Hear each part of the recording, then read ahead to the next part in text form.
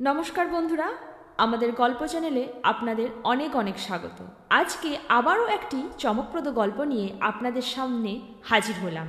আজ আমি আমার জীবনের একটি বিশেষ মুহূর্তের কথা বলবো, যেটা আমার এক কাকিমার সাথে কাটানো কিছু ঘনিষ্ঠ সময়। সে আমার থেকে অনেক বছরের বড়। চলুন গল্পতে ফেরা যাক। আমার ভালো নাম অভিরু, সবাই আমাকে অভি বলে ডাকে। আর আমার ওই কাকিমার নাম মিতা, আর মিতা আন্টির ছেলের নাম বিপ্লব, ছোট করে বিলু, আরেকটা চরিত্র। আমরা ছোটবেলা থেকেই অনেকটা মিশুকে এবং অনেক খেলাধুলো করতাম, একসাথে ওঠা বসা। তবে ওরা আমাদের বাড়ি বেশি আসতো, আমি কম যেতাম, কারণ আমার ছোটবেলা থেকে অনেক টিউশনি পড়তে যেতে হতো। তাই ও এলেই আমি খুব খুশি হয়ে যেতাম।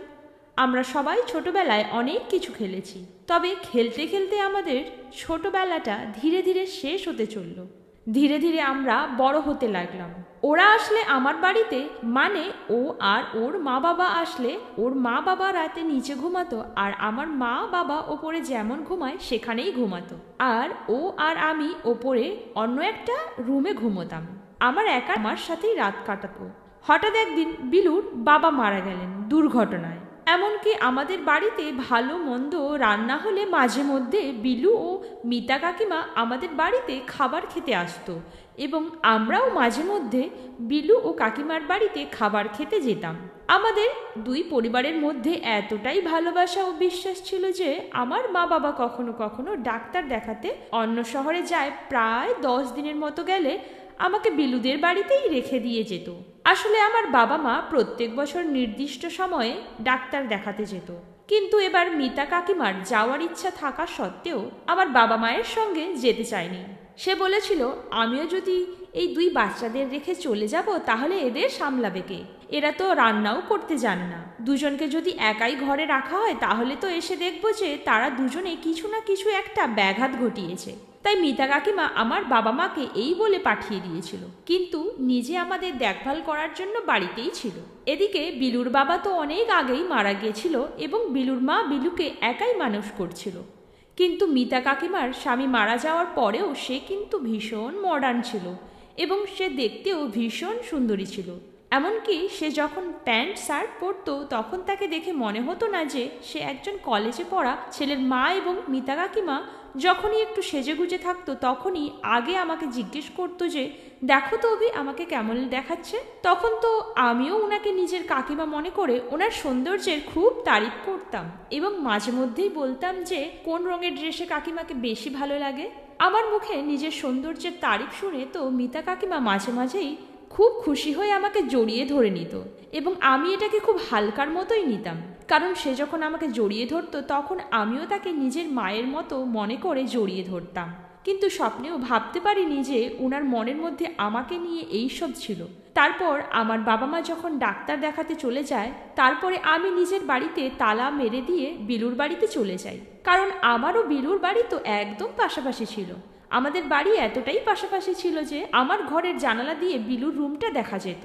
তারপর সেদিন আমার বাবা মা যখন ডাক্তার দেখাতে বেরিয়ে পড়ে তখন মিতা কাকিমা আমার বাবা মাকে বলেছিল, দাদা বৌদি, আপনারা একদম চিন্তা করবেন না, অভি আমার কাছে খুব ভালো থাকবে, এবং তারা দুজনে যদি আমার কথা না শুনে বা খুব বেশি দুষ্টুমি করে তাহলে তাদের দুজনের কান দুটো মুলে দেব, তাহলে তারা আবার সঠিক পথে চলে আসবে। কান দুটো মুলে দেওয়ার কথা শুনে তো আমার বাবা মাও খুব হেসেছিল। তারপর সেদিন আমার বাবা মা ডাক্তারের জন্য রওনা দিয়েছিল। তারপর আমি যখন নিজের ঘরে তালা মেরে খুব খুশি হয়ে অভির বাড়িতে চলে যাই, বিলুর বাড়িতে চলে যাই, তারপরে আমি ও বিলু সেদিন ভীষণ মজা করেছিলাম, এবং মিতা কাকিমা সেদিন রাতের বেলা আমার পছন্দের সব খাবার রান্না করেছিল, এবং খাবার দাবার খাওয়ার পরে আমি খুব খুশি হয়ে মিতা কাকিমাকে অনেক ধন্যবাদও জানিয়েছিলাম আমার পছন্দের খাবার রান্না করে দেওয়ার জন্য। সেদিন রাতের খাওয়া দাওয়ার পরে আমি বিলুর ঘরেই শুয়েছিলাম, এবং আমরা দুজনে রাতের বেলা খুব মজা করেছিলাম। পরের দিন সকালবেলা আমাদের ঘুম থেকে ওঠার আগেই মিতা কাকিমা অনেক জোরে জোরে কাঁদতে কাঁদতে আমাদের ঘরের ভিতরে এসে নিজের ছেলেকে জড়িয়ে ধরে বললেন, বিলু, তোমাকে আজকেই তোমার দিদির বাড়ি যেতে হবে। তোমার দিদি ভীষণ অসুস্থ আছেন এবং ওর পাশে কেউ নেই। ওকে ডাক্তারের কাছে নিয়ে যাওয়ার জন্য আজকেই তোমাকে যেতে হবে এবং ওর খেয়াল রাখার জন্য তোমাকে কিছুদিন ওর সঙ্গে থাকতে হবে। বিলু তো তার মায়ের কান্নাকাটি দেখে অনেক বেশি ঘাবড়ে গিয়ে তার মাকে জড়িয়ে ধরে বলল, মা তুমি একদম চিন্তা করো না, আমি এখনই তৈরি হয়ে দিদির বাড়ির জন্য রওনা দিব। তুমি একদম চিন্তা করো না, আমি সব ঠিক করে দিব। এই বলে সেদিন বিলু সকালের নাস্তা খাওয়ার পরে তার দিদির বাড়ির জন্য রওনা দিয়েছিল। এমনকি সেদিন আমিও বিলুর সঙ্গে যেতে চেয়েছিলাম, কিন্তু বিলু আমাকে বলেছিল, অভি তুই আমার সঙ্গে চলে গেলে এদিকে আমার মা একা হয়ে যাবে, তাই তুই এখানে আমার মায়ের সঙ্গেই থাক, আমি গ্রামের বাড়ি যাচ্ছি দিদির কাছে। এই সব কিছু তো মিতা কাকিমার চাল ছিল, যেটা আমি ও বিলু বুঝতেই পারিনি। উনি তো ইচ্ছে করেই বিলুকে গ্রামের বাড়িতে কিছুদিনের জন্য পাঠিয়ে দিয়েছিল, যাতে উনি আমার সঙ্গে নিজের মনের কামনা পূরণ করতে পারেন। সেদিন বিলু চলে যাওয়ার পরে কিন্তু আমি মিতা কাকিমার মুখে কোনো দুঃখ বা কষ্ট দেখতে পাইনি। যতটা সকালবেলা দেখেছিলাম, তারপর দুপুরের খাওয়া দাওয়ার পরে মিতা কাকিমা আমার ঘাড়ে হাত দিয়ে বললেন, অভি আজ আমরা দুজনে সিনেমা দেখতে যাব। আমি 2টো সিনেমার টিকিট বুক করেছি। আমি তো কাকিমার কথা শুনে অনেক বেশি আশ্চর্য হয়েছিলাম, কারণ আজ সকালে উনি যেভাবে কান্নাকাটি করছিলেন, সেই আফসোস ও দুঃখ তো বিলুর চলে যাওয়ার পরে কাকিমার মুখে একটু অনুভব করতে পারিনি। বরঞ্চ বিলুর চলে যাওয়ার পরে তো আমার এমনটাই মনে হচ্ছিল যে বিলু চলে যাওয়ায় কাকিমা খুব খুশি ছিল। এমনকি সে আমার সঙ্গে সিনেমা দেখতে যাওয়ার জন্য আগে থেকেই 2টো সিনেমার টিকিট বুক করে রেখেছিল। আমি তো কিছুই বুঝতে পারছিলাম না যে কাকিমা কেন এরকম করছিল। তারপর সেদিন বাধ্য হয়ে আমাকে কাকিমার সঙ্গে সিনেমা দেখতে যেতে হয়েছিল। এমনকি সিনেমা দেখতে যাওয়ার আগে তো সে আমার সঙ্গে এমন হাবভাব করছিল, মনে হচ্ছিল যেন আমি তার প্রেমিক এবং সে আমার প্রেমিকা।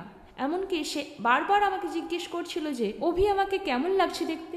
এমনকি সেদিন সে এমন একটা ছোট্ট ড্রেস পরেছিল যেটা দেখে আমার মোটেও ভালো লাগেনি, কারণ আমি তো ওনাকে নিজের মায়ের মতোই মনে করতাম। এমনকি বিলুর চলে যাওয়ার পরে আমি যতবার ওনাকে কাকিমা বলে ডাকতাম, ততবার উনি আমাকে বলতেন, অভি তুমি আমাকে বারবার কাকিমা বলে ডেকো না, আমার একদম ভালো লাগে না, তাই তুমি আমার নাম ধরেই ডাকবে। বিলুর চলে যাওয়ার পরে ওনার এইসব আজব ব্যবহার দেখে তো আমি নিজেও খুব আশ্চর্য ছিলাম। এমনকি সেদিন সিনেমা দেখে আসার পরে আমি যখন বিলুর ঘরে ঘুমোতে যাই, তখন মিতা কাকিমা বললেন, আজ আমিও তোমার পাশেই এই ঘরে ঘুমাবো, আর দুজনে মিলে খুব গল্প করব। আমি তখন ওনার কথা শোনার পরে কিছুক্ষণ পরে মুখটাকে নিচু করে বাধ্য হয়ে ঘাড় নামিয়ে হ্যাঁ বলেছিলাম।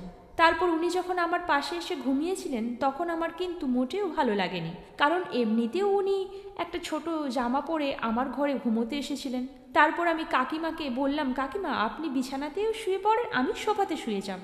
কাকিমা তখন আমার হাত ধরে বললেন, আরে অভি তুমি সোফাতে কেন ঘুমোবে, এত বড় বিছানা থাকতে, এসো আমরা দুজনে একসঙ্গে এই বিছানাতেই ঘুমাবো, কোনো অসুবিধা হবে না। তারপর কাকিমার কথা শুনে আমি তো বিছানার একটা কোণায় সেটে অন্যদিকে মুখ ঘুরিয়ে গায়ে চাদর ঢাকা দিয়ে চুপচাপ শুয়ে পড়েছিলাম। তারপর অর্ধেক রাতে মনে হলো হঠাৎ করে তার ডান হাতটা আমার ওপর স্পর্শ হলো। সে চমকে উঠল আর তার হাত সরিয়ে নিল। তারপর একটু সময় আমাকে দেখলো আমি ঘুমিয়ে গেছি কিনা। তারপর সে আস্তে আস্তে তার হাত আবার আমার ওপর রাখলো আর আলতো করে ধরলো। আমার তো পুরো শরীর কেঁপে উঠল। জীবনে প্রথম কোনো মেয়ের হাত দিল আমার। তারপর চোখ খুলে দেখি মিতা কাকিমা তো আমাকে জড়িয়ে ধরেছিলেন। তারপর কাঁদতে কাঁদতে আমাকে বললেন, অভি আমার ভীষণ ভয় লাগছে, আমি খুব বাজে স্বপ্ন দেখেছি, তাই তুমিও আমাকে জড়িয়ে ধরে শুয়ে থাকো, দয়া করে আমাকে নিজের থেকে দূরে করে দিও না। এই জন্যই তো আমার ছেলে বিলু তোমাকে নিজের সঙ্গে নিয়ে যায়নি, কারণ বিলু খুব ভালো করেই জানে যে আমি রাতের বেলা ভীষণ ভয় পাই, আর এই কারণেই আমি তোমার সঙ্গে এই ঘরে ঘুমোতে এসেছিলাম। আমি তখন চুপচাপ সব কিছু সহ্য করে যাচ্ছিলাম, শুধুমাত্র ওনার চোখের জল দেখে, কিন্তু ভাবতেও পারিনি যে ওনার চোখের জলটাও মিথ্যে ছিল। পরের দিন সকালবেলা মিতা কাকিমার ব্যবহার দেখে আমার আর কিছুই বুঝতে বাকি ছিল না যে উনি আমার থেকে কী চাইছিলেন। পরের দিন দুপুরবেলা মিতা কাকিমা স্নান ঘরে আমাকে ডাকলো আর বলল যে ওনার শাড়ি বাথরুমে নিয়ে যেতে মনে নেই, তাই আমাকে বলল তার শাড়িটা দিতে। আমি তার ব্যাগ থেকে একটা হালকা শাড়ি নিয়ে তাকে হাতে বাড়িয়ে দিলাম। উনি ভেজা গায়ে কোনো রকমের শাড়িটা জড়িয়ে বেরিয়ে এলো। ওনার চুলগুলো ভেজা, শাড়িটা হাঁটুর ওপর পর্যন্ত জড়ানো, আর হালকা ভিজে যাওয়াতে পুরো লেপ্টে আছে, না হলে মুখে মাছি ঢুকে যাবে বলে হেসে রুমে চলে গেল। একটা হালকা ও পিটকাটা নাইটি পরেছিলেন। তারপর অনেক জোরে জোরে আমার নাম ধরে নিজের ঘরের ভিতরে ডাকলেন। তারপর আমি যখন ওনার ঘরে গেলাম তখন ওনার দিকে তাকাতেই আমি লজ্জিত হয়ে মাথা নিচু করে দাঁড়িয়েছিলাম। তারপর বললাম, কাকিমা আপনি আমাকে কেন ডাকলেন? উনি তখন আমার কাছে এসে আমার ঘাড়ে হাত দিয়ে বললেন, অভি, কতবার বলেছি যে আমাকে কাকিমা বলা বন্ধ করো। আমি কত সুন্দরী ও তরুণী, তা সত্ত্বেও তুমি আমাকে কাকিমা বলে কেন রাগো? আচ্ছা ঠিক আছে, চলো আর বেশি কথা না বলে এই ক্রিমটা আমার পিঠের মধ্যে মাখিয়ে দাও। কাকিমার কথা শুনে তো আমি হতভম্ব হয়ে ওনার চোখের দিকেই তাকিয়েছিলাম, কারণ উনি এসব কি করছিলেন আমি তো কিছুই বুঝতে পারছিলাম না। আমার তো মনে হচ্ছিল উনি আর নিজের লজ্জা সব কিছু নষ্ট করে ফেলেছিলেন। আমি তখন রেগে বললাম, আমি আপনার পিঠে এই ক্রিমটা লাগাতে পারবো না। কাকিমা তখন আমার দিকে তাকিয়ে বললেন, আরে এত লজ্জা পাওয়ার কি আছে? তোমার মা যদি বলতো তাহলে কি তুমি তোমার মায়ের পিঠে বা পায়ে ক্রিম লাগিয়ে দিতে না?